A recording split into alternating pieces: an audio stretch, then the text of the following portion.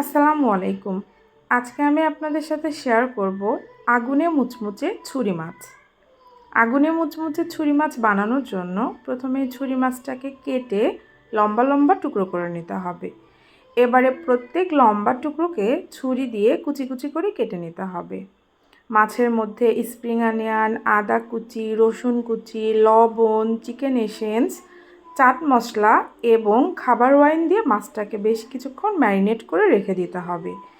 অন্যদিকে একটা বাটিতে নিয়ে নিতে হবে ময়দা, সাথে দিয়ে দিতে হবে পানি এবং তেল। সব কিছু ভালোভাবে মিশিয়ে একটা মসৃণ ব্যাটার তৈরি করে নিতে হবে। এবারে ব্যাটারটাকে মাছের মধ্যে ঢেলে দিয়ে মাছটাকে ব্যাটারে চুবিয়ে মিডিয়াম আঁচে ডুবো তেলে মাছগুলোকে দিয়ে একেবারে মুচমুচে করে ফ্রাই করে তুলে নিতে হবে। তাহলেই কিন্তু রেডি হয়ে যাবে আগুনে মুচমুচে ছুরি ভাজা।